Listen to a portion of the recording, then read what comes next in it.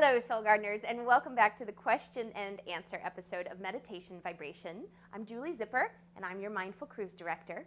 And I'm happy to see you here, Sun in Aries. It's our last week. Woo. No, I'm just kidding. Now we head into Taurus next week, which is Christopher's birthday. Get his present now.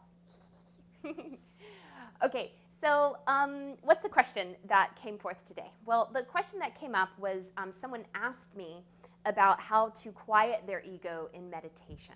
Their ego, their mind games, whatever you want to say.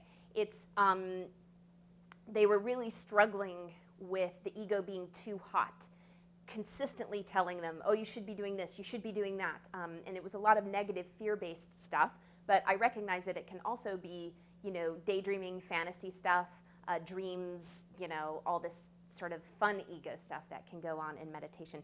And my first immediate response is, well, listen to it. Don't try and make it go away. If it's hot, if it's agitated in your mind, listen to it. It has something really important to say to you. And my expression that I've been using all this month, it's all good, it's all God, if it's there, if it's coming up, you need to listen. It has something to say to you. And so what I would do is any of the processes that I've suggested this month in Chapter 2 and Chapter 3, I walked you through some pretty specific processes that you can do to really put it down on paper, put down these fears, these judgments, put down these stories, these limiting beliefs that you're telling yourself. And I think that will serve to satiate the ego so that you can move deeper into the stillness in your meditation time. Another point, though, that I wanted to bring up is, meditation is not the absence of thought. Meditation is a state of awareness. And so whatever is going on around it, it doesn't matter. You can be having sex. You can be watching a sunset. You can be cooking.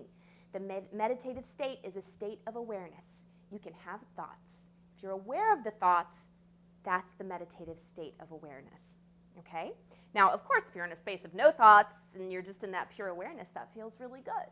But I think a lot of times people use that as a judgment against themselves in meditation, and it proves to not support their meditation time, to think that they have to erase these thoughts. So, having said all of that, now let me just say, if you need to, before meditation, write down a list. Write it down so your ego has this sense of satisfaction, fears, limitations, dreams, desires, grocery list, things I need to do today. Write it down and then put it aside and forget it and know that you can come back to it. It's there for you. The ego had a chance to talk. Now it's mama's turn or it's papa's turn to go within and to get centered in your own bliss or centered in your own awareness. Okay. So I'll see you guys next week in Sun and Taurus. And until then, live, love, be, and get Christopher a birthday present. So